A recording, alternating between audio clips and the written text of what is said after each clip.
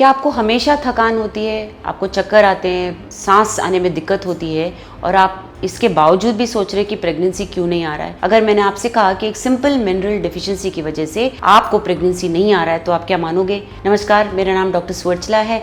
जीवा fertility centres में scientific director हूँ और मैं आज आयरन के बारे में बात करने वाली हूँ। आयरन डिफिशियंसी, जिम वाला आयरन नहीं, स्त्री वाला आयरन नहीं, ये बहुत इंपॉर्टेंट बायोलॉजिकल आयरन है। एक ऐसा मिनरल जो ऑक्सीजन को ले जाता है हर पार्ट, आपके बॉडी के पार्ट्स पे, और हार्मोन्स को पावर देता है, ओव्यूलेशन और स्पर्म्स में भी ये एक पेट्रोल की तरह काम करता है, सो फ्यूल करता है स्पर्म्स को।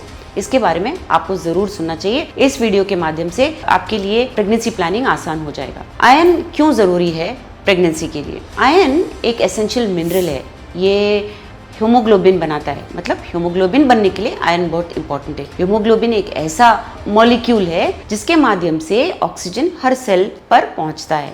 अगर आयरन नहीं है तो लो ऑक्सीजन रहेगा आपके बॉडी में। और तो और रिप्रोडक्टिव ऑर्गन्स जो हैं, महिलाओं में ओवरीज, पुरुषों में टेस्टिस, ऑक्सीजन बहुत चाहिए इन बॉडी पार्ट्स को, इसलिए अगर आयरन डेफिशिएंसी हो तो ये ठीक तरह से काम नहीं कर पाते। महिलाओं में देखते हैं कि क्या प्रॉब्लम हो सकता है अगर आयरन डेफिशिएंसी हो। ठीक से ओव्यूलेशन ना हो पाना, एंडोमेट्रियम थिन रहना, ब्लड फ्लो ठीक ना रहना, एग का क्वालिटी ठीक नहीं रहना, इरेगुलर पीरियड्स होना, मिसकैरेज रिस्क ज़्यादा रहना और इम्प्लांटेशन में प्रॉब्लम होना, यानी कि अगर एम्ब्रियो पहुंच भी जाए यूट्रस में वो चिपक नहीं पाता। आपके ओवरीज, यूट्रस और एग्स को आयरन रिच ब्लड की बहुत आवश्यकता होती है, तो फ्लो ठीक से रहना चाहिए। प्रेगनेंसी में क्या होता है, अगर डेफिशिएंसी हो आयरन का तो प्री टर्म डिलीवरी का रिस्क ज्यादा होता है, लो बर्थ वेट, मेटर्नल फेटिग, यानी कि जब कैरी करते रहती है, प्रेग्नेंट होती है तो बहुत थकती है। पोस्टपार्टम कॉम्प्लिकेशंस, प्रेगनेंसी के बाद भी कॉम्प्लिकेशंस हो सकते हैं। अभी पुरुषों में आयरन बहुत जरूरी है क्योंकि टेस्टोस्टेरोन नामक हार्मोन के प्रोडक्शन के लिए आयरन बहुत जरूरी है, स्पर्म फॉर्मेशन के लिए आयरन जरूरी है, स्पर्म के मोटिलिटी के लिए और डीएनए इंटीग्रिटी के लिए, स्पर्म के सर में जो डीएनए है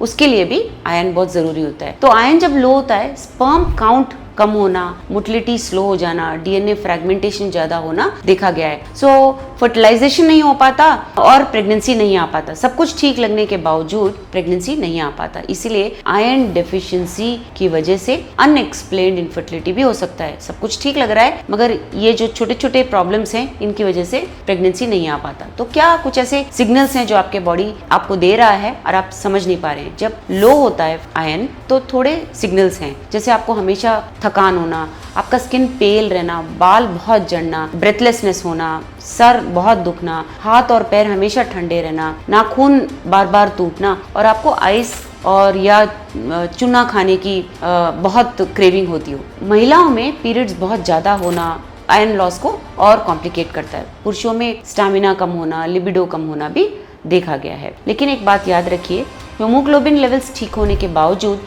फेरिटिन लेवल्स कम होने के चांसेस भी होते हैं, इसीलिए इसका भी आपको जांच कराना चाहिए। कुछ ऐसे आयरन रिच फूड आइटम्स देखते हैं जिससे आप अपने मेडिसिन के साथ साथ आपके आयरन कंटेंट को बॉडी में इंक्रीज कर सकते हो। ऑफ कोर्स खाना ही सबसे बड़ा मेडिसिन है। लाल मांस, लीन रेड मीट जैसे मटन है, लिवर, चिकन, फिश हो गया, या पालक, मेथी, दाल हो गए, चने हो गए, राजमा हो गया, डेट्स, किशमिश, गुड़, पंपकिन सीड्स, तिल के बीज, अंडे, रागी और गेहूं, इन सब में आयरन अधिक मात्रा में होने के कारण आप आपके आयरन को ठीक कर सकते हैं बॉडी में। लेकिन एक सबसे इंपॉर्टेंट बात याद रखिए, आयरन ठीक से तभी अब्जॉर्ब होता है जब आपके डाइट में विटामिन सी भी हो। इसलिए एक छोटा सा टिप देती हूँ, लेमन को यानी नींबू को थोड़ा सा खाने में स्क्वीज कीजिए, उसका रस आपको लेना चाहिए। टोमेटोज ऐड कीजिए, टमाटो भी अच्छे सोर्स ऑफ विटामिन सी होते हैं, और सिट्रस फ्रूट्स खाइए। एक और टिप, खाना खाने के बाद ऐसे स्पेशली हरे पत्ती वगैरह सब जब आप खाते हो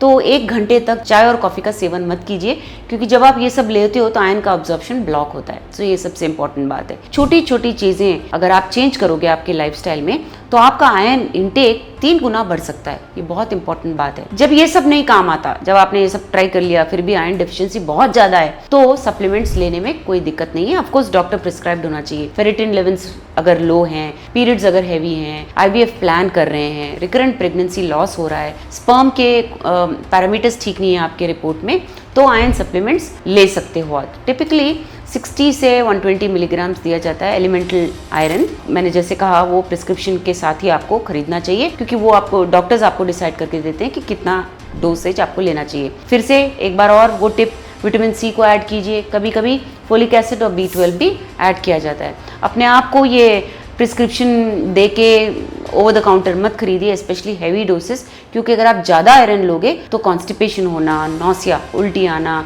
या ऑक्सीडेटिव स्ट्रेस होना भी देखा गया है। बैलेंस बहुत ज़रूरी है, इसको आपको मेंटेन करना चाहिए। इसके बारे में और जानकारी के लिए अवश्य जीवा फर्टिलिटी सेंटर आएं।